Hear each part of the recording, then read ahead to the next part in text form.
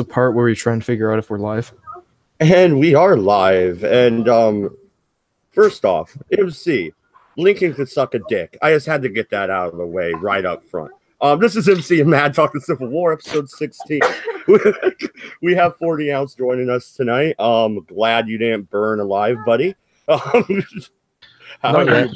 You are going to help me beat the hell out of freaking Mad Dodge one of these days, aren't you? Right?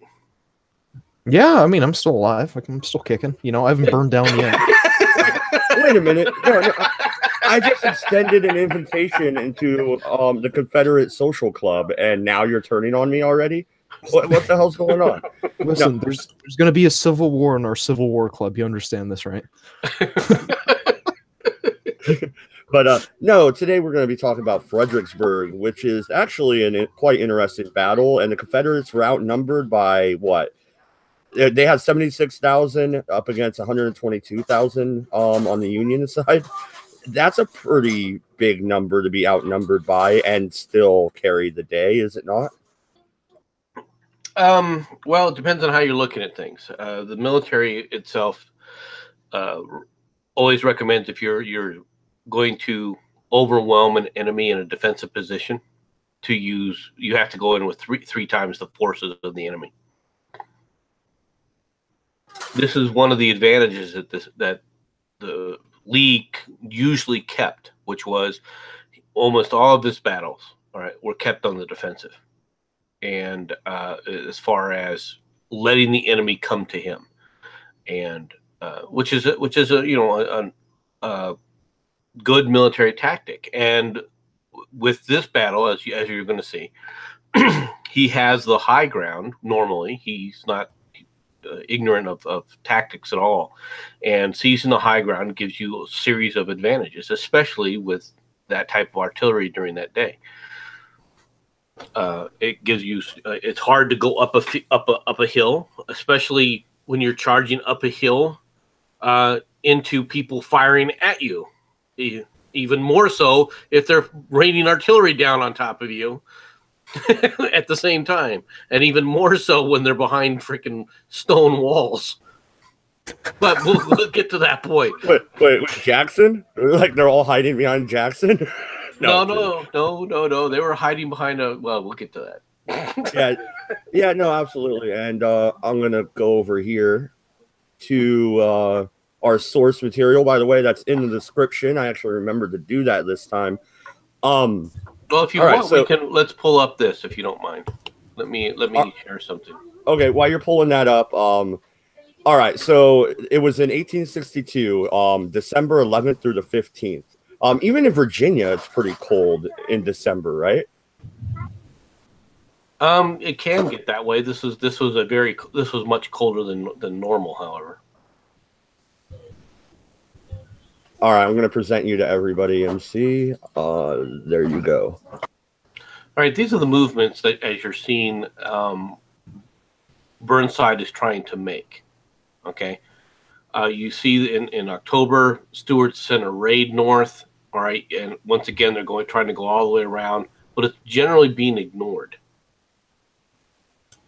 Mm-hmm. All right, but the advantage, of course, is that Lee is now well aware of the disposition of the forces of Burnside, and he knows that Burnside is pulling down and running down here, and this is where he's trying to go. He's trying to outflank Lee to get to Fredericksburg before they can get to Fredericksburg and reinforce. All right, so there's a race south along this line because, once again, it's another move in an attempt to get to Richmond before they can reinforce Richmond and invest Richmond. Because if the Union forces at any point in time have ever invested Richmond, which means they basically surround it, all right? Well, you do know Richmond is a hard road to travel, and I did that on purpose. Come on, that's a good song. Anyway, go ahead. If they ever could have invested Richmond, at that point, the battle for Virginia would for all intents and purposes, would be over. Yeah. The main part of their munitions come from Richmond. It's a major railhead. All right. because everything goes in and out, just like all the roads to lead to Rome. In Virginia, all roads lead to Richmond. Yeah, but here's the thing. If they're racing south towards Richmond, why exactly can't Lee race towards D.C.? I mean, two could play this game, right? Because D.C. can be supplied from something that the Confederates can't supply it from. And that is? That is water. the Union controls the river. The Union controls the sea. Those dirty fucking pirates. Anyway, it's not fun. It's called the U.S. Navy. You just called the entire U.S. Navy pirates. only in the 1860s. All right, I mean, come on. All right, no, but what we're looking at here, though, as they're racing south, they end up meeting. Where's the first battle? Let me see here. Okay, well, first off, yeah, no, it was 106,000 Union soldiers versus 72,500 Confederates. Already by this time in 1862, the Confederates are having a hard time resupplying the army and recruitment, frankly, right? Yeah. Go ahead, 40. Well, I was going to say, I mean, already they're heavily, the Confederates are heavily outnumbered, but with the advantage of small numbers comes the advantage of mobility, which I suppose is how they outmaneuvered the Union to that respect. But was the Union bogged down with any like support troops, artillery? Like, did they have any, what did they have, like 10 or 15 pound cannons back then? Did they have any kind of artillery? The Union does have heavier artillery than the South, and so from that perspective, in a general sense, they are slower. But the big advantage that the South has is this man right here. This man is able to move his troops, his infantry corps, faster than anybody else. All right, they're well trained. He's kept them well trained. They follow his orders. He's able to keep them always on the move constantly, as he showed during the Shenandoah campaign. Okay. All right. He is a master logistics when it comes to being able to move troops. All right, you cannot underestimate how fast Jackson can move his troops. They called his troops horse cavalry or horse infantry, all right, because he could move his troops so fast. But this isn't the battle where he gets his greatest victory, right? When Lee divides the army, his death is coming. It's a battle away. Thanks. I'm gonna open it. Oh, no. His troops haven't shot him yet. Hey, fuck you. I got nothing on that. All right. No. Okay. So. No, but another thing here, I'm sorry for interrupting again, but another thing here is, take a look at this. This is Washington. Okay? Let's say you were asking the question before, so why can't they attack Washington? Okay, so let's say Burnside moves all the way down here, all right, and leaves Washington open, okay? So here comes the South. The South swings around and then goes right along here. Right. Then they have to contend. Then they're contending with the gunboats from the Potomac. You not only do you contend with the gunboats from the Potomac, but you now then go, how am I getting out? Burnside can trap him against the fortifications against Washington, all right, and he can't get away. Yeah, but he's not an idiot. Well, here's the thing, though. If you can beat him there, what was the force protecting Washington at the time? Because they have 122,000 troops headed south to Richmond. How do you get out?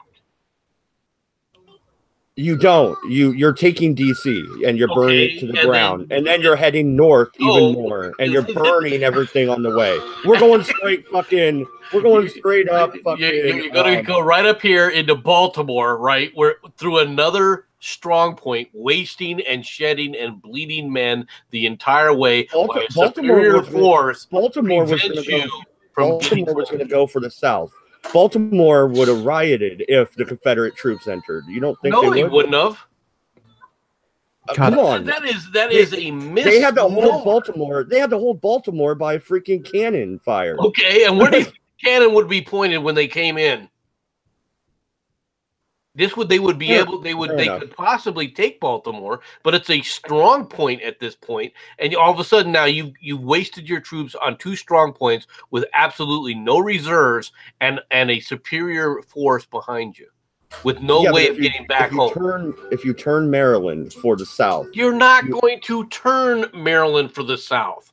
Okay, it was a frickin' pipe dream. Lee tried. Antietam, anybody? Go ahead, Morty. Go ahead. I'd give so much money to watch you two play a game of Total War together. Oh my gosh. I will buy both of you the game. I just want to watch you play it. Well, I'm just saying the South should have went full on Sherman and just started looting and burning. I mean, you seem to think that's okay. Several incidents of that, since you seem to be so much of a hero with it, not thinking that the South was clean and pristine and never did anything like that.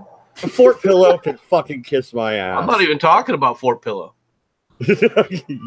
You know what I'm talking about when I say Fort Pillow. Yeah, and I'm talking about Morgan's raid. Okay, fair enough. Okay. So in preparation for Fredericksburg, Burnside had reluctantly accepted his appointment to replace McClellan. I wouldn't want that appointment either. Fuck that noise. See how McClellan fucking handled it. Well, okay, yes. Burnside accepts the commission, right? But the commission was offered to somebody else. That's why he was reluctant. He wasn't the first choice. Right. What was the other guy? He turned Reynolds it down. Reynolds is who they were trying to give it to, and Reynolds continues to refuse appointment. And in fact, he does again when they replace Burnside. All right, and send Burnside west. And Reynolds is the commander of the First Corps. His troops he likes his corps. His corps loves him. They're the Black Hats. They're well known. They're a very well disciplined force, but Reynolds doesn't feel like he can do an entire army justice, first of all, and second of all, he doesn't want to leave his men. He's worked with these men. He's fought with these men. He doesn't want to leave them to go up the chain and leave them to somebody else. Yeah, but isn't that something that even Stonewall would have probably done? He probably would have refused the promotion as well to stay with his brigade. Possibly, that's very possible. Stonewall, though, was a bit more of a he was an odd man. Okay. He believed in the righteousness of the cause. He believed that he was the right hand of God. He did too, wholeheartedly. Like they would say, bullets would be flying by and he wouldn't flinch. And once again, I think I told this story before, but somebody asked him why, and he said, because God has already decided when I'm gonna die. So why be worried about it? Yeah, so he was very much he wouldn't mail a letter if it had to travel on Sunday. Okay, he had no problem fighting a battle and massacring people on Sundays, but he wouldn't mail a letter. He was just one of those characters that was there at that time. Now, let's be honest. Let's be perfectly frank. Okay, he was a corps commander. All right, who is he going to replace? Lee. Okay. All right. Yeah, now, good luck with that. Well, no, he could have sent him west, though. Stonewall would have done good leading the west instead of fucking Braxton motherfucking Bragg.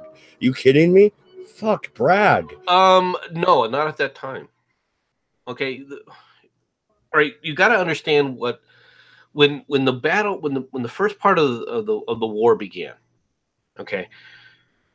What were they in need of? What both sides needed desperately, right? They needed a disciplined army. They needed disciplined corps. They needed disciplined troops. All right. And Bragg brought that to the table, kind of like McClellan brought that to the table. I see your point, I think. Okay. So why were you going to get rid of Bragg? Bragg had not made his massive mistakes. that we're going to build soon. All right, that's an understatement. Massive is an understatement. I mean, seriously. But the reason was, to be honest, the same problem that any general going out west would have had. All right, for the Confederacy was the same problem that the Union had for the longest time in the East, and that is too many of the subordinate commanders were still interested in this attitude of glory. All right, you have Dan Sickles, you have several of these guys that in fact in this battle here we're going to talk about one of them. All right, where they don't listen to the commanders, they fail to listen to their commanders. Because they want the glory for themselves. It's all about them. It's not about the situation on the battlefield. Now, while Jackson himself was not like that, all right, if you put those troops under him that were going to bicker like that, Jackson probably would have ended up in about 2 or 3 duels in a matter of days. All right, if nothing else, he would have ordered several of the generals shot. It would have been interesting to see how well he would have gotten along with Nathan Bedford Forrest, for example. I don't think that would have been a smooth working relationship. Why not? Forrest was a perfectly all right chap. Come on now. Forrest was a narcissistic asshat. Fair enough. But no. The thing is, though, I'm going to continue on here a little bit. Okay, so. Yeah, in early November 1862 is when Burnside had accepted the appointment. President Lincoln was hoping for a military victory to give more credence to and win political backing for the Emancipation and Proclamation, which would go into effect January 1st, 1863. Burnside proposed moving the Union Army to Falmouth, F-A-L, and then mouth. Falmouth, right? Falmouth? Falmouth? Directly across the Rappahannock River from Fredericksburg and making a direct attack upon Richmond. Circumventing General Robert E. Lee's forces, who were then in Culpeper, blocking Union advances south at Winchester and the Shenandoah Valley. That's all just getting stuff prepped here. But, I mean, why didn't... I don't know. Was that a good move to move Burnside and try a direct assault upon Richmond at this point in the war? Sure, if you could have done it fast enough. But he can't. Like Forty had said. He runs into a problem with a bridge. The pontoon bridges breaching the Rappahannock is slowed way down. And in fact, he even gets the bridge built, but delays another day to sit up there and try and organize his troops instead of pushing immediately across there and trying to seize the heights ahead of time. So it's almost like the opposite problem that Lee faces in Gettysburg, right? Where Lee doesn't take Little and Big Round Top early enough. We'll talk about that. We'll talk about that when we get there, because Lee couldn't. Okay, I believe he could. This is what you guys do not understand about that battle. I think wrong. He could have taken the height. He could have taken. He would not have taken the heights. He would not have taken the round tops at all. All right, and we'll get to that. All right, and it's not that those weren't the heights that he was actually looking to take at that point. To be honest, he was actually looking at Culpeper Hill. Or Culp's Hill. And that's not the battle he wanted. It's the battle he got. But anyway, go ahead and pull up a map of the next map you got, because you're the one that lines up the maps. Okay, give me a second here, and I'll pull this up. But this is a map of the 10th, which is showing you the disposition of the forces, the final movement of the forces as they come in. Okay. Let me share, click. I hate not being able to share this correctly. It takes me too dang long. One of these days I'll figure all this out. Can you see this map? Yeah, yep, I just presented you to everybody as well. And yeah, 40, jump right in here, because usually I just ask them questions about movements and we go through the battle that way. But since there's another person here, jump in, man. Now, take a look at what one of the things that Burnside is trying to do. Burnside is, once again, he's moving his forces into this area. He's trying to, here's Falmouth right here, right? So he could try and get the bridge across Fredericksburg. All right.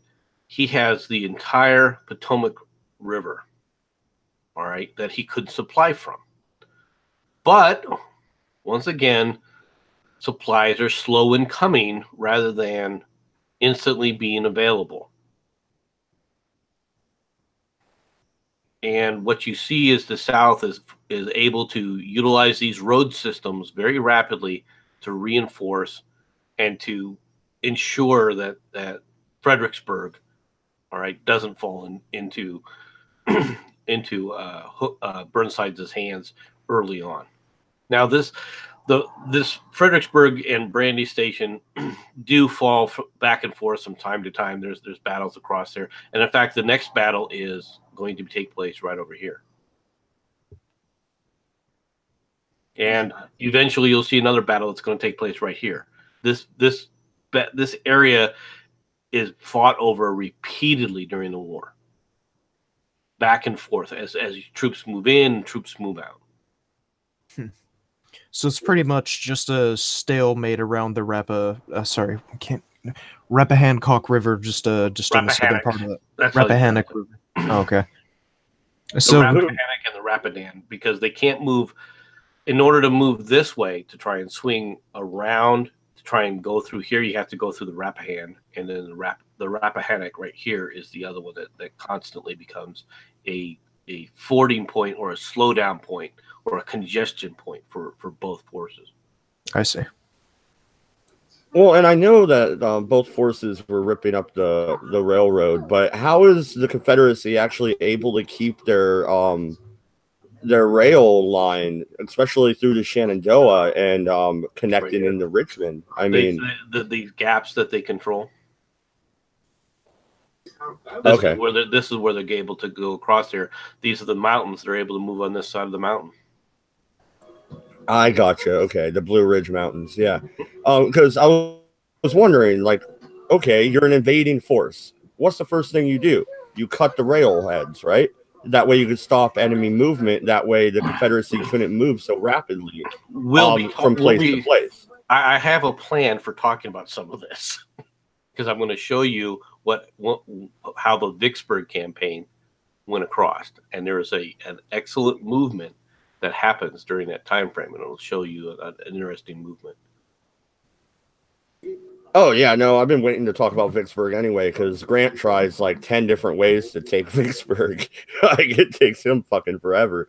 And I forget, Sherardi has her kids watch this sometimes for the history aspect, so I'll try to stop cussing. I saw her in the chat. I should knock it off. But you can see this is where basically the final movements are. And you'll also notice something else. See your 10th Corps here? Yeah. Your 10th Corps comes up here just in case there's a feint toward Washington so they can defend it. But now take a look at what it would take to go actually attack Washington. There are heavy fortifications right along here. Right, and fortifications here. So by the time you take these fortifications, then you got to ford a river to take other fortification to actually take Washington. It's not taking Washington would have been a very difficult thing. Which city is more heavily fortified? Lee's fortifications outside of Richmond or Washington? Washington. Because the one thing that happens in Washington that most people don't know about is there are heavy artillery emplacements that stay there during the entire war. And I mean heavy, not 8-pound guns. Okay, you're talking 16 and 20-pound guns. Oofed. Okay, taking Washington was never going to be an easy task. Well, that's why I think we should just burn Philly. But anyway, moving on. You're going to see what happens. No one likes Philadelphia anyway. You're going to see what happens to a fairly large force. Not 10,000 or 20,000 men but a good 2,000 man force, all right, that attacks and gets trapped on the other side of a river. We'll talk about. Well, looking at this map, so the Union has recaptured Harper's Ferry already, it looks like. So you're right. If they wanted to try and hit Washington, even going north and swinging around, they got to retake Harper's Ferry and everything else. But okay, they're racing south. Jackson is in the Shenandoah Valley at the beginning of this, right? So he has to transport his men down the North Fork of the Shenandoah, and then loop around and head in, right? Take the railroad here, move across, and then come across this road to bring them in. Why couldn't the Union outrace them? I guess is my question. Well, in this case, it's because it has to do with look what they're going to. They're going to crossroads. He's using roads. Yeah, no, I see. Yeah, I see the movement, but the Union just they didn't. How can you? Okay, you've got to disengage here. You got to go across this road here. There's no side road you can take here, right? You could probably try and go up and then down, and then you got to go all the way up to here to come back down. All right. There's no easy movement of your troops through this area. All right. Let me look here. Look at the difference in where you can move troops. Look at what Lee is doing. He's not moving his troops across road systems. He's using the road systems for his troops in general. And mainly the railroad system, it looks like. He's going down. Railroad. He's got railroad systems, but he's also the big thing is roads here, to be honest. Look where the roads are all on this side. The roads moving east and west on this side are basically all on the side of the Rappahannock. They're all on the southern side of the Rappahannock. Even the road system through here, where you can split up your troops to move them, and you want to put them in columns, all right, when you're doing this kind of movement, because they travel faster. Yeah, to be honest, whoever was in charge of the Union Army seems. I don't know. That is certainly not what I would have done. I would have gathered a good portion of my army around Buckland Mills, and then just gone south to the place. Sorry, you have to Brandy Station or Culpeper. Yeah, exactly. Yeah. I'd go to maybe not Brandy Station, but I would definitely go to Culpeper. You're going to run smack into Lee's army at Culpeper, though, and I'm not sure. You're going to because Longstreet is protecting this area. You're not. You possibly could overwhelm it, but the problem is it's a single road, right? You can't get multiple groups of your troops there, right? By the time they're moving, they're doing the same over here. Once again, they've got the ability to come here. Real quick, here's a question that I don't think I've asked in any of these episodes we've done. What about the Virginia Home Guard? Why aren't they assaulting the Union Army at the flanks every chance they get? How big are they? How big do you need to be for guerrilla warfare? Guerrilla warfare, you need to be a lot. Guerrilla warfare doesn't help you a whole lot unless you're able to melt into the weeds. If you start an attack a major column and you've only got a few hundred troops, you can get easily pinched and annihilated, especially if they have things like, I don't know, artillery with them, or even worse, cavalry that can come behind them. Yeah, but why wouldn't they melt back into the woods? You won't get the chance. Not if you can melt in the woods, but if they surround the woods, you're done. Okay. All right, I've never asked that question before, and it just popped in my head. The idea of a hit and run raid means you just go in there, hit, and then leave. It's just a quick strike and then out. And then how much is that really going to? It can be used as a good tactic to delay major movements of armies. But when you're talking about an area where you're trying to defend, all right, it's not going to do more than be an annoyance at most. And at worst, you basically bleed yourself dry with these these small little unit actions that really don't serve any other purpose than to annoy things. If you really want to see what happens, what it really takes to actually do a coordinated effort with like the Virginia Guard or something like that. We'll be talking about that during the Vicksburg campaign. Yeah, because we're going to talk about Grierson's raid and the effect Grierson's raid has versus the effect that like Morgan's raid or Abel's raid, and even Abel's raid was actually far more effective than Mosby. Mosby was quite effective as well. But 40, you're trying to say something. Mosby kept the Shenandoah roiled, but really, what effect did it have aside from that? The Shenandoah campaign under Jackson was far more successful, all right, than Mosby's. Yes, it kept it as an area, but it was never a threat out of there, right? It was never a larger threat. It didn't tie down the number of military assets that were increasingly, all right, becoming problematic for the South because they were ever increasing, whereas the South wasn't. Yeah, well, and Sheridan was a cunt. But 40, you were trying to say something.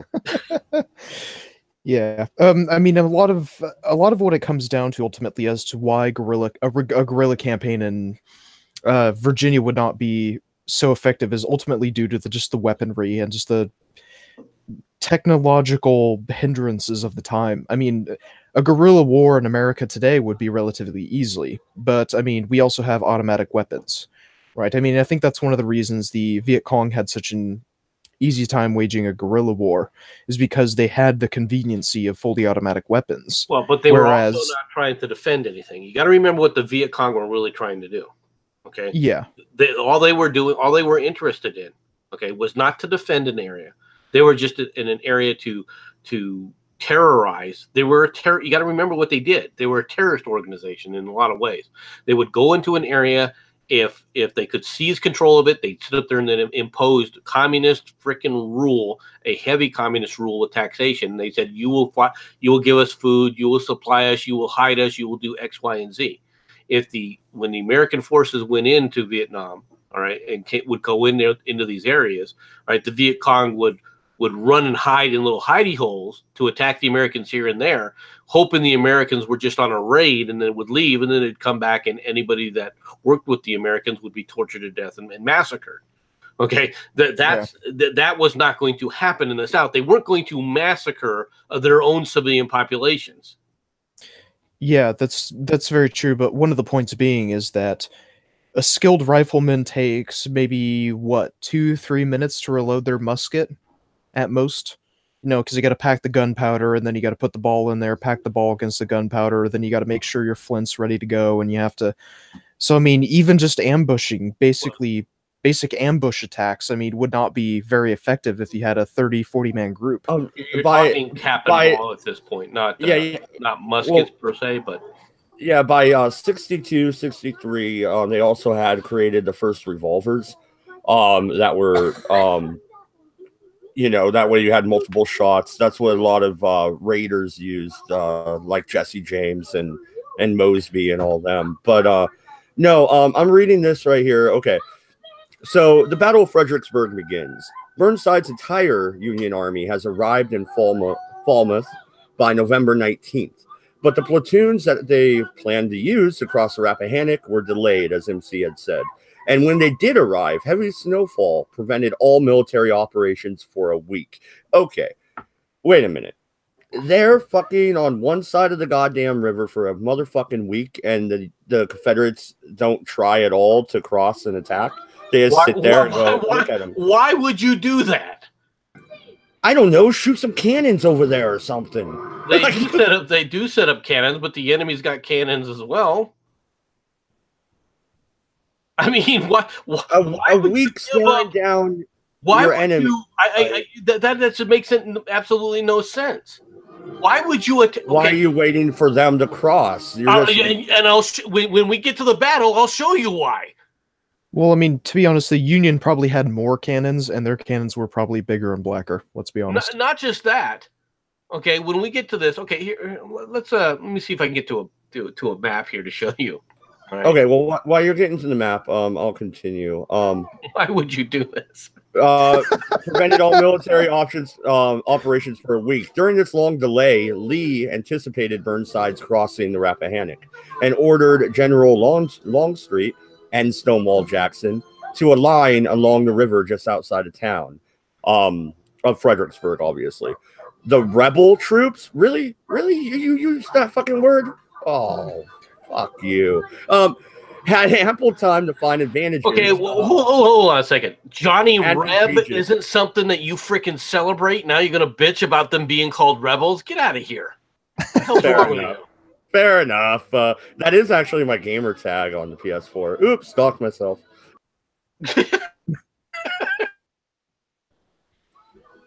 Yeah, but okay. On the other hand, the Union is sitting there for a week watching the Confederacy line up. Look at this. Look at this battle line.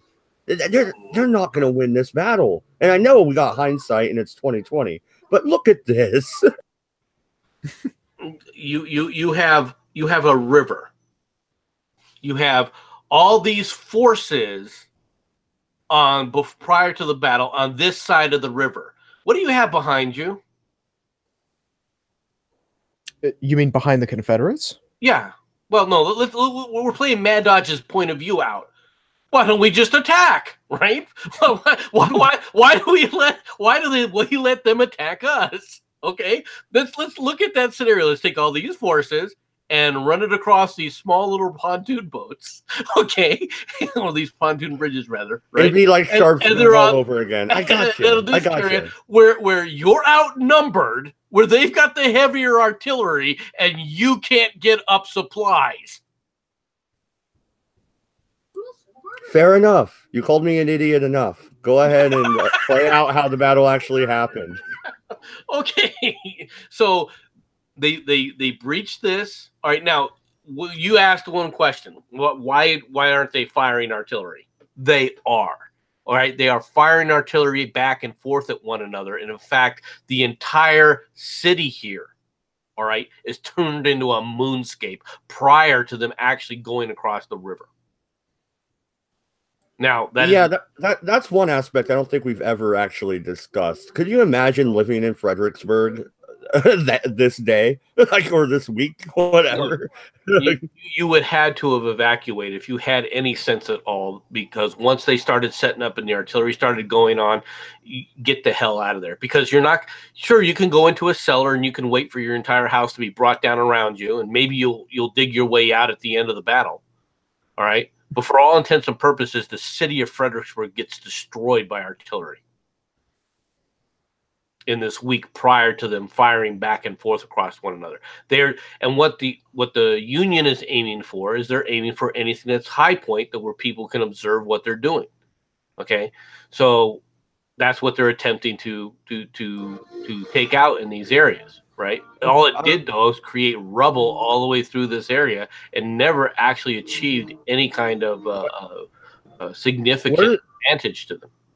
Where's the Stonewall Brigade? Because I'm not seeing it. I see Anderson. Oh, okay.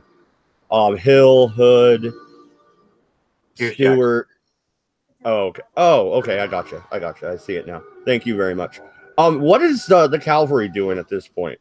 Stewart's over here on the side, kind of like the anchor of the whole line. He's a cavalry unit. Why is he the anchor? What are you going to do? Well, that's what I was asking. What would you do? I mean, I know I wouldn't have him as the anchor. I would have D.H. Hill over there. Okay, you got to remember now, what's the South fighting? The South is fighting a defensive battle. All right. They for very good reasons. All right, they control the high ground. Okay, so they're in good defensive positions. What are you going to have your cavalry do? The only way what you use your cavalry for is scouting, and then to follow up. Generally, in a battle, you're generally going to use them to follow up. If you're not doing a raid, follow up an attack, basically to bring them in as shock forces. When an enemy looks like it's wavering in a retreat, then you send in the cavalry to push them out of the way. Either that, or you try and loop them around to, like you just said, raid and take supplies. But you can't do that at this point with the river in the way. I gotcha. Exactly. And what's more is the Rappahannock is higher than normal. Okay, it's running fast because of the recent weather, the recent snowfall and so forth has started to swell the Rappahannock. Okay, so it isn't something that you want your entire cavalry division pinned on the other side, on the northern side, all right, of a river, all right, where notice there's no, where's the cavalry for the Union? It's not even there. Why? Because it's on the other side of the friggin' river. So if you go across the river and you attempt to ford it, now the enemy's cavalry, and they have a lot of it, and it is not as it may not be as flashy or as daring, but it is capable. If they could have pinned Stuart, Stuart would have been finished, and there wouldn't have been a Stuart for just to screw up at Gettysburg. Well, that might have been a good thing, but that's the only one screw up that Stuart really did. But yeah, fair enough. What do you think, Forty? Looking at this map, you're the Union, right? Let's just say you're the Union. Where are you going to attack? Are you going to attack the center like they did? Because they attack what? The center of the line and the right flank, as I'm looking at it. They're attacking here and here. You're not seeing much here because of the ground and the terrain here is not it's wide open from both of these high points here. Anything that moves through here gets destroyed. But the Confederate R.H. Anderson here on the left flank from where I'm looking, why couldn't, well, I guess you don't want Fredericksburg at this point. You're right. You just want to wait. So yeah, 40, what do you think looking at this map? I mean, to be honest, I don't think I would have done much else. It's a great strategy to just kind of sit back and shell any attempts to gain high ground, or if they do have high ground, to just try and flush them out of it with artillery. I couldn't think of anything I would have done better. All right, so Burnside orders his troops to move through this area across into here where they were under fire. They get into the town. Now the southern units are basically shelling their own town. All right, but really not too much, simply because these areas are from observation are very difficult to do. As soon as they come out, though, in this wonderful field of fire, all right, they are able to sit up there and just waylay from this angle coming in and right here. So basically, you've got kind of an L position and a pincher movement with artillery.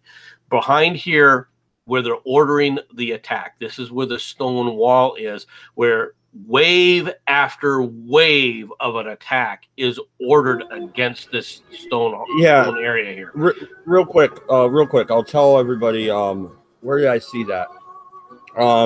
They actually have what they called that area of battle. God damn it. Let me look for that, and you can go ahead and continue. There are literally 14 charges ordered against this position, and as this begins, this is held by Longstreet's corps. Oh my God! Jackson actually sits up there and sends to Longstreet to, in concern, are you, you have to watch your flank. You're in danger here. And he said, I can hold this all day long. You're the one who has to worry. All right. But they couldn't take this because of this. They're behind literally stone walls. All right. I believe and hard point. I believe they called it the slaughter pin. The slaughter on Mary's Heights. Yep. Yeah. That's what you're talking about right here. Yeah, the battle to the north with Longstreet on Mary's Heights as Sumner emerging from the city streets was even less successful for the Union. Sumner's men had to cross half a mile open ground that included a mill race, a trench 5 feet deep, 15 feet wide, and filled with 3 foot of water. The fucking Confederates had a moat. Basically, yes. So the Union troops have to go across through this thing, right? And then assault these heavily defended and heavily fortified areas that have both artillery and stone encampments. They're behind raised stone walls where bullets don't go through stone walls very easily, and they assault this in 14 separate ways. And one of the people making this charge turns into the hero for the Union later on, and that is Chamberlain. Is that Gettysburg? Ugh. But no, Hancock is pretty famous too. I see his name here. His division. These are his troops, and after the 14th wave is beaten back and destroyed, right? Burnside's orders a 15th, And he's so distraught about what's been happening, he ignores what was happening over here. If Franklin would have frickin' supported this attack by Meade, all right, or Bernie would have supported this attack by Meade, all right, they would have caved in the right flank of the Confederacy and so on. Well, yeah, let's talk about that for a minute. Okay, so Jackson, he believes that the swampy area on that right flank that you're talking about is impassable. He doesn't even put a picket line there. There is a giant hole in between his line. The Union tries to move through that hole. They almost succeed, right? This is right here. They buckle this area, and if at this point in time, if he would have gotten support from Bernie's corps, which was ordered it, and notice the other asshole who's involved in this. All right, Dan Sickles. Two things happen at Gettysburg that are really good for the Union, not the least of which is Dan Sickles is wounded and never sits up there and retains command after that. You know what? Okay. Yeah, every time you bring up, time you bring up Gettysburg, I just think of Pickett's charge and my stomach turns. So stop, just stop.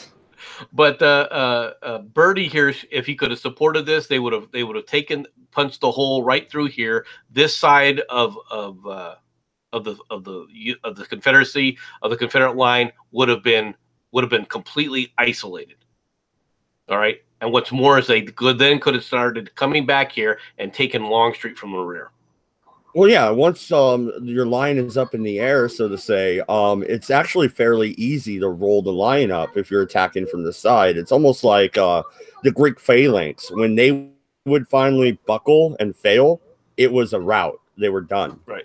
So what you see is repeated an attack here that two groups failed to support Franklin, and Bernie here failed to support Meade in his attack as he was ordered to. Both of them were ordered to. They refused. All right, and instead left this open here, which this area here was also an area which had dominating fields of fire over the top here. All right, for artillery. So this is what these guys are walking through, right? You remember that you were talking about that little freaking moat that was right there, plus the artillery through this half-mile open area where they're just freaking being obliterated time and time again as they send wave after successive wave against this stone wall embankment. At the end of the day, this is where they were. You have people actually, the dead and the wounded are all in this trench, in this area. It is a horrifying night. Sharpshooters from the Confederacy are pouring and raining fire down from Mary's Heights into the what's left of the Union troops that are just laying there underground. In fact, Chamberlain even mentions how he survived the night. He basically just lays down underneath the dead, all right, and listens to the bullets hit the dead comrades, all right, so he can get some sleep that night to try to stay warm. A cold front moves through. It is frickin' bitter cold. Temperatures drop down into the low 20s, high teens, all right. Absolutely miserable conditions during that night. Yeah, I believe this battle is depicted in Gods and Generals, right? And that's exactly what happens is Chamberlain lies underneath the dead body. And I know it was dramatized, obviously, and it was made by Ted Turner, who his headquarters is in Atlanta, of all places. So you know it was skewed towards the South, which is, that's why I like that one better than Gettysburg. But anyway, yeah, like that's really what happened. And could you imagine laying there underneath your comrade, your brother in arms, you're underneath his dead fucking body, using him as a shield. That way you don't get fucking picked off by a Confederate sniper. That's horrible. I wouldn't wish that upon my enemy. But when it comes to snipers in the Civil War, 40 ounce, I'm going to ask you first. Who do you think had the better snipers, the Union or the Confederates? And remember, the Confederates had worse guns than the Union did. That's a trick question. All snipers were shit up until essentially the early 1900s. Uh, All snipers were shit. Why do you say that? Where do you get that conversation from? well, no, I do know that. I mean, coming essentially from, I mean, you have to look at the Confederate Army from the most practical standpoint possible, and that is you're looking at essentially. Initially, I'm sure the Confederates were just a bunch of rabble rousers, and I'm sure that they evolved more adequately over time and adapted to conditions and all this other nonsense. But I mean, a lot of like the telescopes, you know, quote unquote telescopes that we had back then, and rifling was good, but I mean, still kind of developing. If I had to guess, snipers were probably not all that effective. Otherwise, I'm sure we'd be hearing a lot more tales about snipers. Well, the thing is, what can a sniper do? A sniper can kill one, maybe two, maybe three. All right, but the rate of fire is not significant enough to hold an area in abeyance.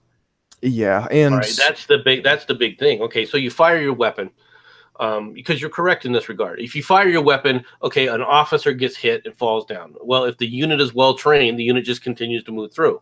You may kill one more, all right, but it doesn't cause the unit to come online, all right, and go to the ground because it's walking into an open area where it can get destroyed by repeated sniper fire. All right, so from that standpoint, you're running from tree to tree. However, the snipers at the time, and in fact, the South at this point, actually, because of how they were utilizing their powder stores, their powder was actually thought of as being superior to the Union powder as a whole, for the sniper rifles, as a matter of fact. And it was one of the prized things that if they could get the dead body of a sniper, because they would take his powder because it was actually burned hotter and it could fire further than the Union powder in general. I didn't know that. That's actually really interesting. Zero Cool in the chat says, even if they weren't on par with the Confederates having worse guns, did that mean that they were worse with the snipers? I don't know. I kind of asked it because from everything I've read, and yes, I know I'm skewed towards the Confederates a lot. Not a little bit, I'll be fucking honest. But it does seem that the Confederates had the better snipers, in my estimation, at least. Yeah. Well, part of you also got to remember something else that gives the enemy an advantage. Okay, the Union was well supplied. For all intents and purposes, overall, the Union was well supplied. Well, what does that mean? Well, that means that they're in uniform. Okay, they don't look like a bunch of ragbags. All right, they're in uniform. It becomes much easier for the South to identify Union officers, all right, in that kind of an environment than it is for the counter of that, meaning the Confederate officers often look just like their men. It's hard to tell the difference between, and how they're dressed and how everything else that's going on between them in a battle environment. So from a sniper's point of view, the high value targets are easier to identify in the Union forces than they are in the Southern forces. All right. Yeah. Now, when you get to generals and things like that, yes. Okay, both forces are very identifiable, right? But how often are you going to encounter that? When you're talking about the snipers, generally throughout along an entire battle line, they're looking for majors, they're looking for captains. Okay, they're not necessarily looking. If a general pops up, they will shoot at them generally. Well, then again, though, there was many times where Lee had to be escorted from the front line. Like, his troops would drag him away, like he wanted to lead from the front. So I'm surprised more people didn't take a shot at him. And I do want to say, I wish a Confederate sniper would have taken out Grant or Sherman. But anyway. One of the, they had an opportunity several times. And before we do continue, there is one other thing I want to add on to MC's comments, and that is a lot of people don't really understand the impact that smokeless gunpowder had on the battlefield, especially if you want to talk specifically in regards to snipers. I think it was before, I mean, we've had the gunpowder since like the 13th or 14th century Europe. Yes, that's true. But I mean, like when did when did smokeless gunpowder come about? Like 1840s, 1850s? And Well, do they weren't being smokeless gunpowder didn't come in. It wasn't even really part of the Civil War until the latter part of it. All right, they did have it. All right, it was more difficult to make. Number one, yeah. and okay, now it's going to sound kind of stupid, all right, but smokeless gunpowder was far more powerful per pound or per propellant, all right, than regular gunpowder. Okay, but the weapons at the time were not prepared to utilize the extra strength and powder that smokeless powder brought. Yeah. Okay, And it gets better over the war. Yes, it gets better, but at the time it wasn't. yeah, and I was thinking specifically in regards to staying hidden and taking pot shots at people. I mean, as you said previously, it not only has to do with the reload time, but when you take a shot at someone, the average person isn't going to have smokeless gunpowder. Their gunpowder is going to produce smoke, and a decent portion at that. So a trained eye, a soldier, is most likely going to be able to spot that gun smoke. They're probably going to know, where if I was a sniper, where would I be? Oh, behind those rocks. Wait, there's gunpowder smoke over there. So the sniper's probably over there. And at that point, that sniper is essentially on a suicide mission. So concealment is entirely out of the question here. Well, you know what's really interesting too, since we're on the topic of the guns of the time. I was watching a documentary the other day, and they were talking about the Wild West. All right, so a little bit after the Civil War, but they were talking about how the lawmen were mainly ex-Union soldiers, and they all preferred Smith and Wesson, while the outlaws were mainly ex-Confederates, and they all used Winchester. I just found that really just an interesting bit of information. What do you think about that? Why does the bad? Well, I don't consider him the bad guy, but why do they go towards Winchester while the lawmen went towards Smith and Wesson? Well, given my heritage, it looks like I'm about to make some heavy financial investments in Winchester. I think the main reason that you're seeing the dichotomy there has to do with probably cost and supplies more than anything else, and then it becomes a comfort level. Okay, the Confederates, the outlaws, what are they always worried about? Money.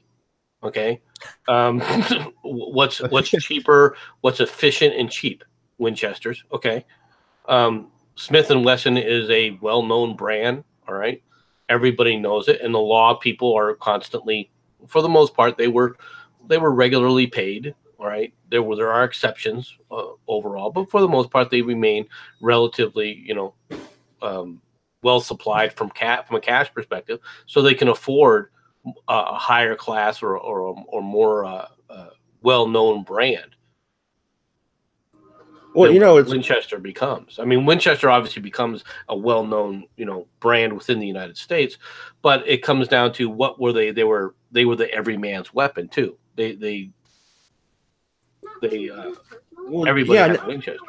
Well, also, when you're robbing a stagecoach or something, a rifle is pretty good. When you're a lawman, especially somebody like Wyatt Earp or somebody like that, who didn't necessarily shoot people. He would use his Smith & Wesson revolver to whack somebody in the back of the fucking head.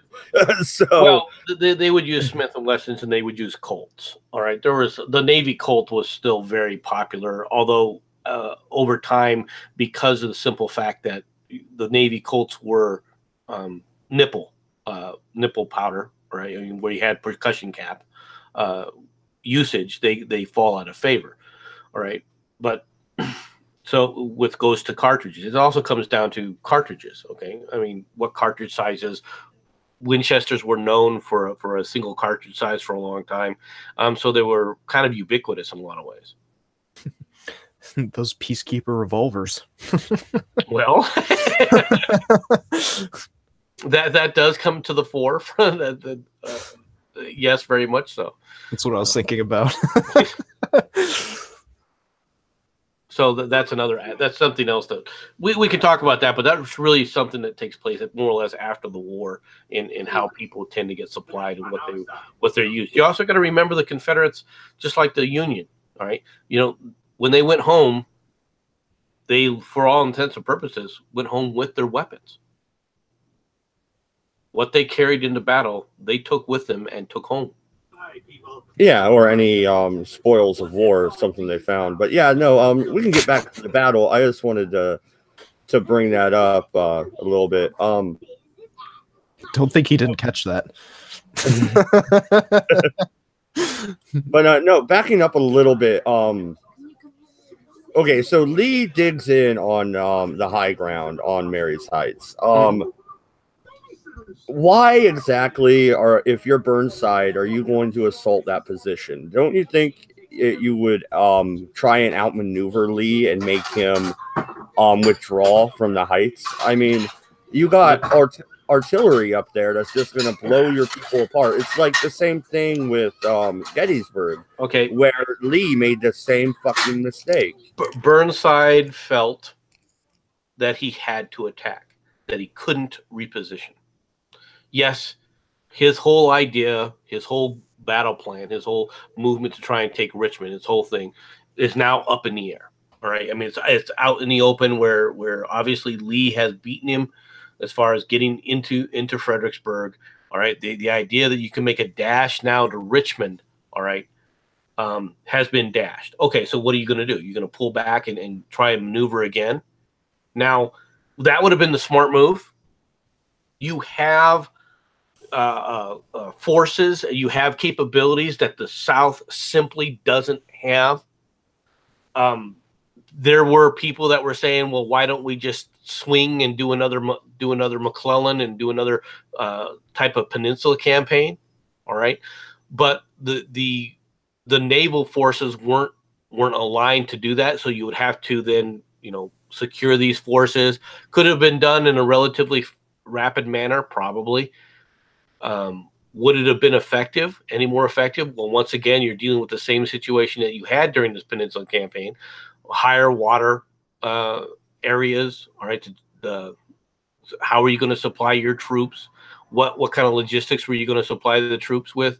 All right. In other words, your whole plan of battle would have to completely change. And in fact, what he would have had to have done is actually not swung to the south or to the east. He would have had to have swung to the north and to the west. All right. In order to force the situation.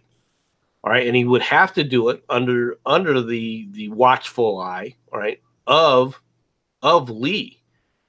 Could he have done it? Yes, but he's under pressure from Washington, specifically Lincoln, to try and win a battle, okay, prior to the end of the year, prior to the Emancipation Proclamation going into effect. It didn't go into effect, but I'm not having this argument 2 weeks in a row. But yeah. Okay.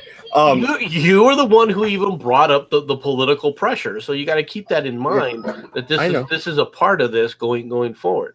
Now, could he have done it? Would it have been successful? Possibly. All right. At this point in time, he has the forces. He has 50,000 extra troops. He could have held Falmouth where it was, left most of his troops there, and pulled out. And this is something that Lee is able to do and is going to do in just a few months, all right, at Chancellorsville, where he's going to take parts of different groups and place them under one of his competent leaders, all right, and send him off to the side. Now, yeah, but Chancellorsville doesn't go that well either. In what way? That was pretty much a stalemate, if I remember correctly. No, heck no. Chancellorsville is many people consider Chancellorsville Lee's shining moment. Oh, that's right. Yeah, that's when Jackson goes. Yeah, absolutely. Yeah, that's when Jackson. He's only a few months away. God, he's gonna die though. I know how the story ends. Yes, he is. Yes, he is. Hey, no spoilers, you guys. Come on. But okay. He could have swung, but how much time would that take? It's December. You don't. This is not really the season for fighting. You got to remember at this point in time, it's not modern day warfare yet, really. All right. So fighting in the winter is problematic. Are you going to be able to move your forces? Are you going to be able to shift your forces? If you wanted to do something here, if Burnside said, you know what I'll do is I'll take two of my better commanders. All right, I'll take Meade and I'll take Reynolds, and I'll place 50,000 men under them from made up of separate units, right, to directly put under there, to go so that you can pull the forces out of these areas, but do it quietly without anybody knowing about it, and then swing them to the right to try and trap Lee or force Lee to start separating his forces before I launched my assaults. That possibly could have worked, all right, especially because of the placement of Jackson. Well, yeah, but what about Stewart? Where's Stewart at? The eyes and ears. He's on the right flank right now. That's exactly right. He's on the right flank, not on the left flank. You're going to have to move all those forces, and that's going to be seen. That's going to be seen by Burns instead of Burnside. If Burnside was trying to actually do this, he would have realized a frontal assault on Marye's Heights after the first two repulses is going to go nowhere. All right, we don't have the advantage there. So the idea is now, all right, what can I do to help my chances? Well, obviously the other flank is what you needed to focus on. All right, so where are you going to pull these troops from? If you send a corps like a flying wing to the right, all right, in an effort to sit up there and force Lee to remove his forces, he's going to have to reduce his strength somewhere, and you can watch when that's going to happen. All right, specifically if you watch it on the left flank to say, aha, okay, so if Stewart pulls out of that left flank, the left flank now is much weaker. All right, you can send the rest of that corps right on into there, and then push it from that point. Or Lee doesn't notice this, which you kind of hope. All right, it's kind of a fantasy, but I mean, you're thinking that, all right, that Lee doesn't notice this, that that certain elements aren't there, and you could swing them over to the right. Because if Lee doesn't react fast enough, all right, then you can sit up there and come in behind either Longstreet or come in behind Jackson and say, okay, now you got to deal with a major force dealing with this area. But that doesn't happen, all right, because Burnside was feeling the pressure that he feels he has to attack. He is warned not to make this assault by his subordinates, and he orders the assault anyway. Because he doesn't think he has any other choice. Well, what do you think, 40? Why exactly doesn't the Union do what Lee does in a few months in Chancellorsville and divide their forces? They have a superior force as it is, so they could do something like Lee did when he sent Stonewall around the Union forces and try and wrap up the flank. But they don't ever try that, really. I don't know. To be honest, I feel like I'm getting very, I don't know how to put it. I want to say shallow view to some degree, but I don't know. I'd have to look at the map again, to be honest. I think because which map do you want to bring up? You want to bring up the initial one of Fredericksburg or Fredrickson, whatever that little dinky town is called. Fredericksburg. I think it was. Thank you. Yeah. It was the map you pulled up where it showed them assaulting Jackson in the swampy area. Yeah, because I mean, one of the problems is that when I was looking at that map, it looked as though a majority of the major troop placements were on the southernmost point of the line against Fredericksburg. Sorry, keep wanting to call it Fredrickson, but it looked as though a majority of the troops were on the southernmost offensive line. So I mean, if the Confederates were to swing even more troops down to the south and try and come out with a right wing, I mean, the problem is that you have to account that both sides are going to come out a little bit weaker.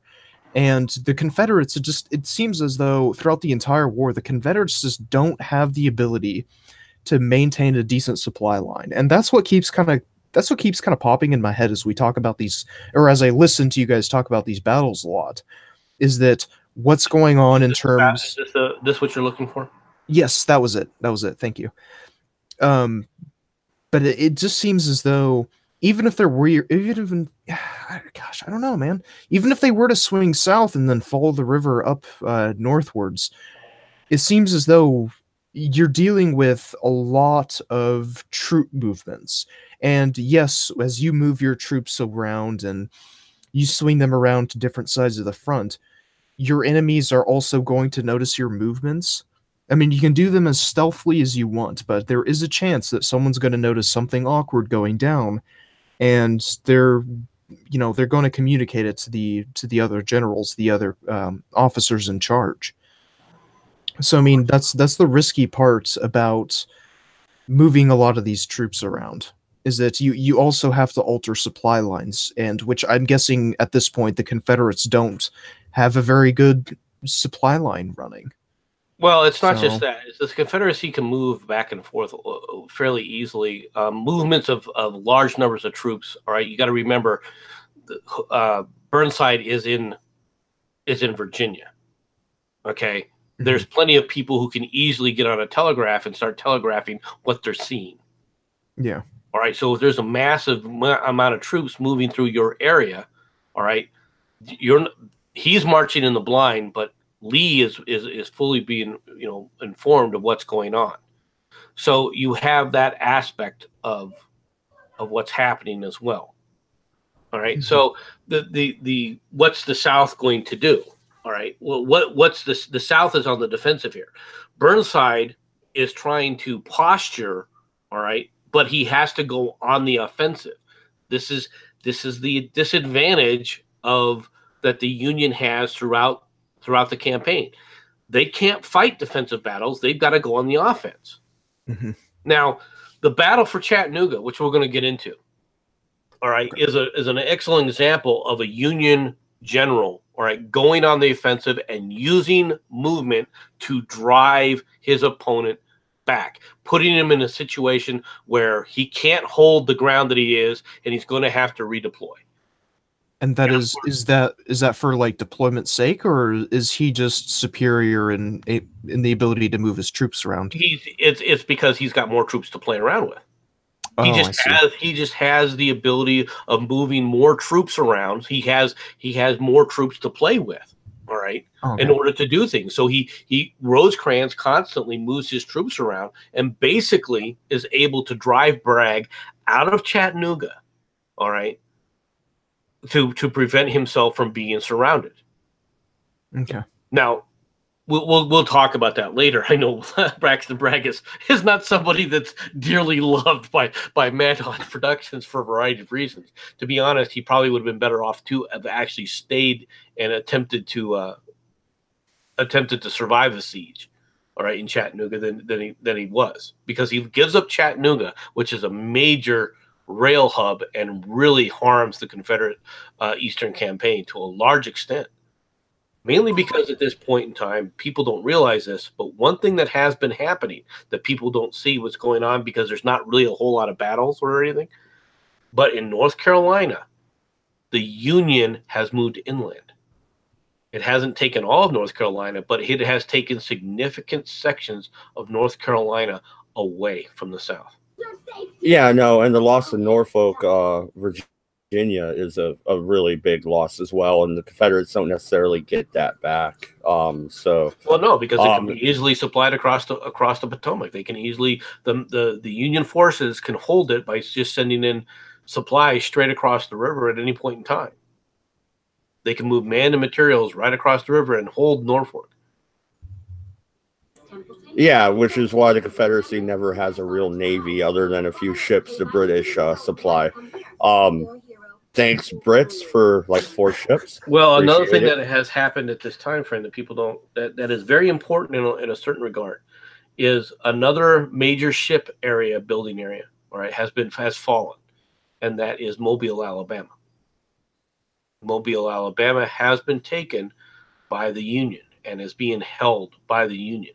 And it's being supplied. It's a small little pocket. It's an isolated pocket, but it prevents, it's one of the shipbuilding areas that prevents the South from actually mounting any kind of sea campaign to break the blockade. Yeah, same with Nolens, right? They have already taken Nolens. Nolens is gone as well. Nolens was gone in the first year of the war. 1861, Butler takes New Orleans. Yeah, no, and they called him the butcher as well, actually, I believe. Because he threatened to hang women and treat them like ladies of the evening plying their wares. Yeah, he wasn't a very nice guy. He's not really beloved in Louisiana. But nah, he sounds like a good guy. Don't let liberal Western propaganda fool you, comrades. Well, when he issued that directive, I mean, the people stopped throwing frickin' filth and chamber pots on top of the Union soldiers. They deserved everything they got. Yeah, but that is another great. I know it is kind of off topic, but that is another problem that does kind of worry me, like in the back of my head. If I were to hypothetically side with the Confederates, Washington has such an incredible force of projection that it's impossible to fight them. I mean, especially like if Mad Dodge were to have his way, if they were to just go around Fredericksburg and just essentially rush Washington. I mean, what's to keep the Navy from running up along the southern coast and just, running into Charleston and just raiding everything? All their troops are up north by Washington. They'd have to move all their troops up there in order to take it. The problem is the Navy gives them mobility that the South never has. You are correct in that regard. And force projection is something that's quite important, right? The industrialization of the North is far superior. The other problem, of course, is taking Washington. You would need to lay siege, but in order to lay siege, you need to be able to control the Potomac. Well, how are you going to control the Potomac? With what? You have no ships. You have no ability. All right. In fact, the enemy has those ships. The enemy has that ability. Okay. Yeah. If they would have done a serious attempt on Washington with the forces they had at the time, what would have happened is they would have gotten pinned between the hammer and anvil. All right. The anvil would have been Washington, D.C., right? And the hammer would have been the Army of the Potomac, all right, trapping you there and hammering you into dust. Lee was never going to allow that. Lee was not an idiot. It amazes me that people are like, well, if Lee did this or Lee did that. You guys who think that way are really doing Lee a disservice, as if these things didn't come to mind. What comes to mind, though, is, okay, how do I do this? How do I get there? And what does the enemy do in the meantime? You got to remember, he's fighting for Southern independence. Will this get them Southern independence? Taking Washington, D.C. sounds really good. Can he? Does he have the forces to take D.C., which is a large, fortified city? Does he ever really have the forces to do that? All right, where he can match a battle, start a battle, take the city before the enemy is able to reinforce it? And the answer simply is no. Yeah, I think in 1862, perhaps he had enough. Are you kidding me? He sit up there in his best battle at Manassas. How many troops did he have? About 58,000. How many troops at the Battle of Second Manassas did frickin' Pope have? Close to 100,000. Well, yeah, in this battle that we're talking about, Lee had 72,500 versus 106 or so. Yeah, But that doesn't even account for the troops still sitting in D.C. at this time is probably a good 20,000, close to 30,000 troops. But what if 40 was correct, and you move the Western Army east, and you just take D.C. and sue for peace? Okay, well, I mean, one of the biggest problems I have with that is that yes, you take Washington, but you have to account for. I mean, hypothetically, even if they did take Washington, let's say they moved all their cannons and all their troops and all the resources to the north to take Washington. Well, you have to maintain those supply lines. But in the process of moving all those troops, and, you know, yes, taking Washington would be quite a statement. But what statement is your enemy going to make in response? I mean, what's to keep them? None if you have Lincoln. None if you have Lincoln. You surround Washington, you siege it, you take it, and you capture Lincoln. Well, what's to keep them from storming Richmond? Lincoln? How are you going to capture Lincoln? John Wilkes Booth did a pretty good job. I think you go to Ford's Theater. John Wilkes Booth freaking did not do a freaking real good job. And what's more I'm sorry. I had to. Dude. And what's more is, all right, if you had tried to surround it to where you could quote unquote capture the city and capture Lincoln in it, what's to prevent the Union from just loading up on boats and leaving? And let's be honest, who shoots someone in the head at point blank and fucking misses, right?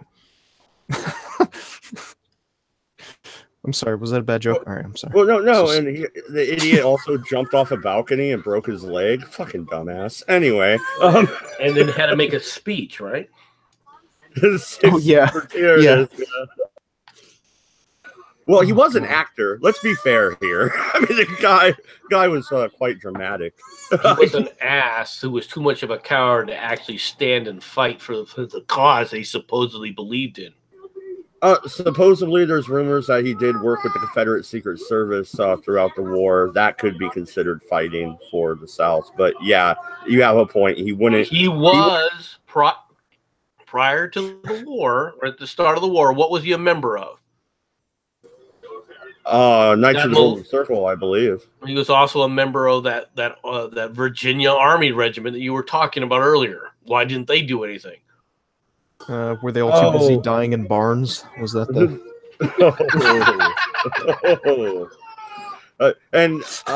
I don't know about that invitation to the social club anymore. 40. What's that? Smells like burning barn. Is this familiar? There is a lot of people that say he actually didn't die in the barn. Even people went to identify him said John Wilkes Booth isn't a redhead. This guy doesn't look anything fucking like him. So I mean, there is that. It's funny how he didn't show up anywhere like in I don't know, Canada saying, "Look at me, I'm John Wilkes Booth. I got away, ha ha ha ha ho ho hee." Why would you do that? What, he's going to be fucking drinking tea with Jeff Davis in Canada? He had no problem doing it. We would not have had a problem. Well, and honestly, I don't know what it is, but criminals can't keep their mouth shut. Like, I mean, we even caught American criminals. Yeah, that's true. Be honest there. I mean, we even caught the collar bombers, right? And we didn't even know who they were for like months, but they just had to go blabbing. Yeah, American criminals tend to be Americans in general. We're a very rabby, verbose group of people. We like talking all the time. It's very hard when you find an American who keeps his mouth shut. Not at all. It's not like we're on YouTube talking all the time, day in and day out. No, I never like to talk. But Americans tend to be a very chatty folk. Even our military forces are very chatty. But let's go down to the fallout from the battle. Okay, so President Lincoln wanted this battle to go their way, obviously. But for the main point of the Emancipation Proclamation. Now, we covered that last week. We don't need to argue it. We did a fairly good job going back and forth. What was the political fallout? The website that I have, once again, the source is in the description. It talks about the South being pretty much elated after this victory. They put another whooping to the Yankees and sent them scurrying home again.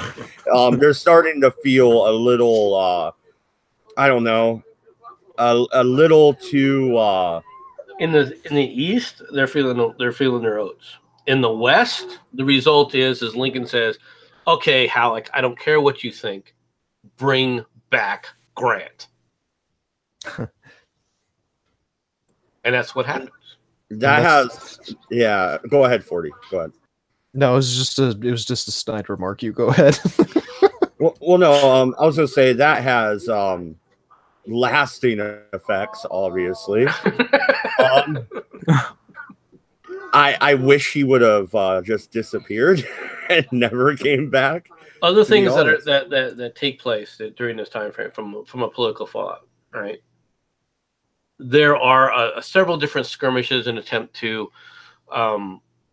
take the Army of the Cumberland, all right, and battle with the Army of the Cumberland, which is in Tennessee. It goes back and forth, all right, but really they're just skirmishes.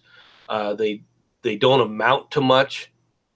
Huntsville falls and is recaptured and falls again, all right, back and forth. Huntsville being right on the border of Alabama and Tennessee, all right. Mobile has been taken, so that this is right now there's a possibility of the Union driving south and cutting the South through Alabama, but instead they're focused on where the railhead is, and the idea is not to drive through Alabama, all right, but actually to drive through to Chattanooga.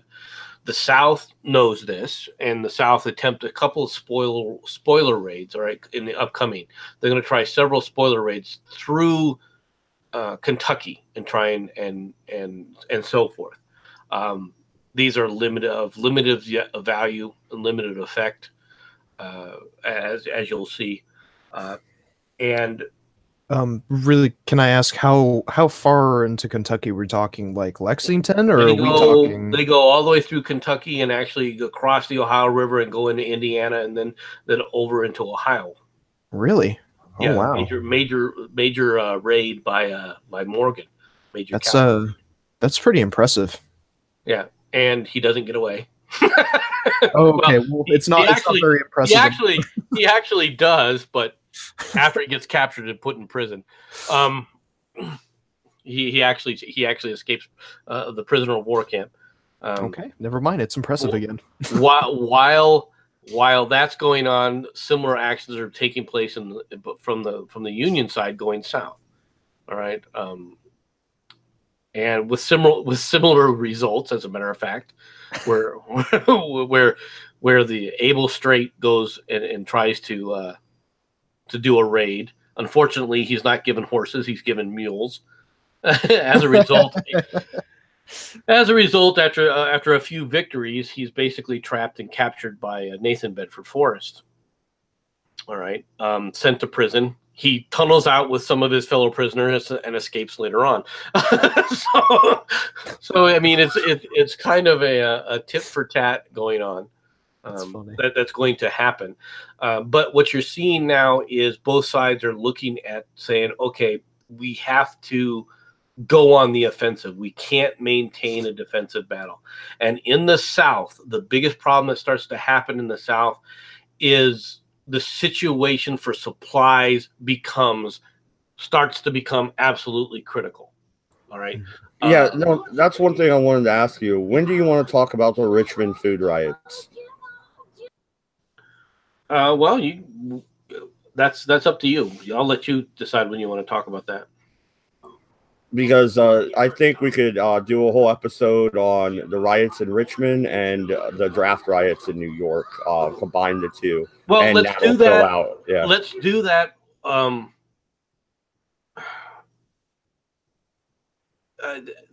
To talk about them, I'd like to combine them all into one, along with these raids.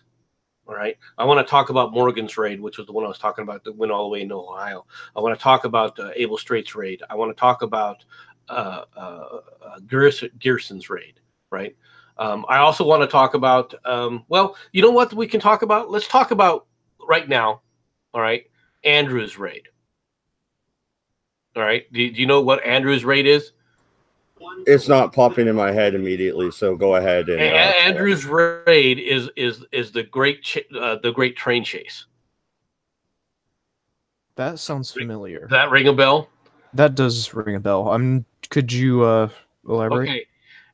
In it takes place on April of 1862. Right. It brought Union soldiers into the North Georgia and led to an exciting locomotive chase, one of the only in the Civil War. Right, the adventure lasted just 7 hours. Well, that part of the adventure, right? And early in spring, the Northern forces advanced on Huntsville, Alabama, and headed for Chattanooga. This was the idea: is they're trying. The Army of the Cumberland is trying to take Chattanooga, right? Union General Ormsby Mike Mitchell, right, has accepted the offer of a civilian spy, James Andrew, all right, a contraband merchant and trader between the lines, right, to lead a raiding party behind Confederate lines to Atlanta, steal a train, all right, and race northward, destroying tracks, telegraph lines, maybe some bridges as they go toward Chattanooga. Now, the idea is to create a raid, all right, to help support an attack onto Chattanooga. Now, this is when raids are important. This is how raids can be very effective, right? Is to keep this in mind, is when they're coordinated with large movements of troop. But of course, when he kicks this off, all right, there is no attack toward Chattanooga. But he doesn't know this, all right? Because so are the troops still in Huntsville? Yeah, basically stay in Huntsville, all right? So on April 7th, he chooses 22 volunteers, all right, from 3 Ohio infantry regiments plus 1 civilians. They get in plain clothes, they slip through the lines, all right, and they go to Marietta, Georgia, which is just right near. Wait a minute, no, these assholes are from Ohio. How do they not fucking notice a northerner in freaking Alabama? They're dressed in plain clothes. Did they talk? They don't talk. They don't talk when they're out there. Right now, as they're getting to Marietta, 2 men are caught on the way. Right, and in the morning, where they grabbed the train, 2 of them overslept and didn't get on the train. Right. Oh my God. So 18 men get on this train. All right. They board the train. They steal it. Right, they decouple all the other boxcars behind them, right? All the other where all the passengers' car are, and take off on this train. All right, heading north. And what their plan is they'd stop every so often and destroy a rail line or blow up the rip up the telegraph services.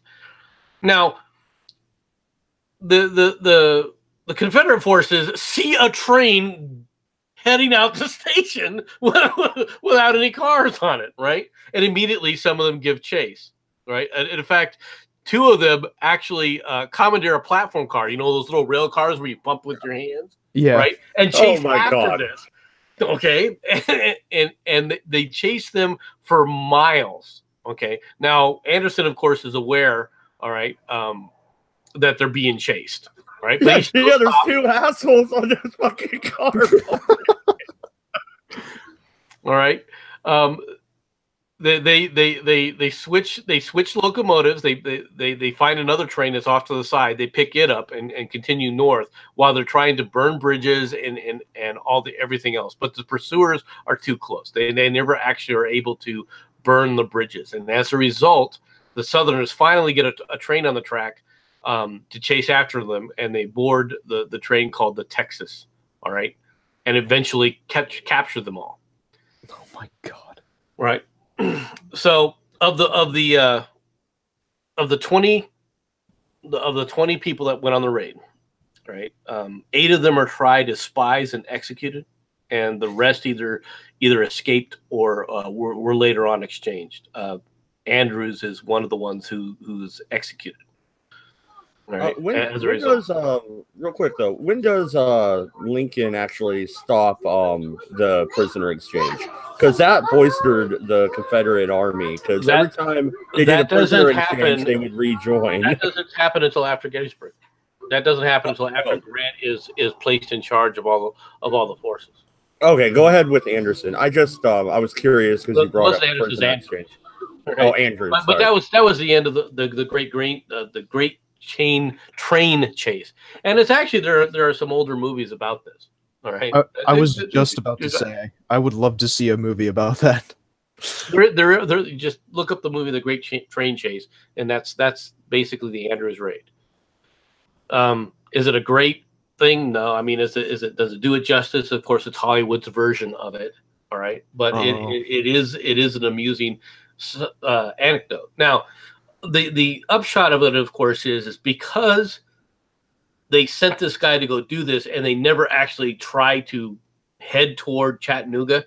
It's an absolute disaster from their point of view, and the raid is considered a disaster as a result.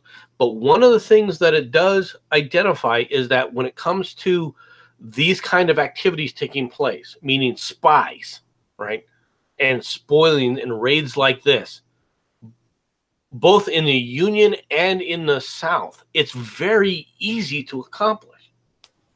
Okay? These borders are not, no man's lands. People are going back and forth. Trade, to an extent, is taking place on an individual level. Mm-hmm. All right? In other words, Americans are still acting like Americans to one another throughout the entire war. Now, these guys, they get captured, and several of the military men, because they were in civilian clothes, are executed as spies. Now, because they were spies. But real quick, reading the chat. Only 2 of them were civilian spies. The rest were military people. Just like certain other individuals, since you want to bring it up. Voice of One says, train of peace, Confederate secret plan. No, this was a Union plan.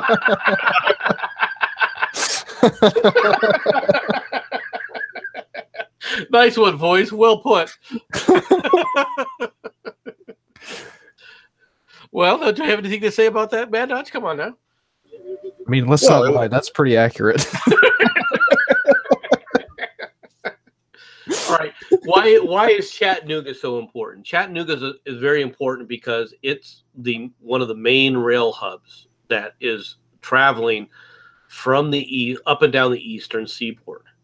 Okay, so if they lose Chattanooga, the supplies to Richmond are diminished dramatically. So Chattanooga needs to remain in Southern hands. It is the key. One of the keys to breaking the Confederacy. The other key, of course, is that they have to maintain the ability to go across the Mississippi River, which is why Vicksburg is so important. Yeah, I was going to say Vicksburg is that's when the Confederacy is broken in half, quite literally. What they're broken away from, quite frankly, more than anything else, is they lose their supply of meat. Their biggest supply of meat comes from Texas beef. All right. When they lose the Mississippi River, then food supplies become considerably more scarce. Yeah, absolutely. But we've gone a little bit over what we usually do for the Civil War episode. Anything else you want to talk about, or should we wrap it up right here? Oh, we can wrap it up, but I would like to talk to you offline for a little bit, if you don't mind. Oh, no. I plan on hanging out anyway. Thank you, everybody, for watching. We'll be back next week. I believe we're headed back to the West, right? Nope. Or are we going to talk about Stonewall dying? We're going to talk about Chancellorsville. So you're going to make me cry on air. I get to turn into mundane Matt. Okay, awesome. Bring your boulder. 40 ounce. Dude, since you're back around now, man, I would like it if you joined us on this, if you can, on Sundays. I don't know what your schedule is, but I really enjoyed your input, and thank you very much, sir. Yeah, I'll be around now that I'm not having so many tragedies in my life. I feel like my life could be a soap opera right now. I should do that. Days of our 40 ounces. That's not bad. As the 40 turns. Oh, that's even better. Yeah, I like that. Better. I like that. But thank you everybody for watching. Good night, good luck, and I wish I was in land of cotton. Times they're not forgotten. Look away, Dixieland. We're out of here.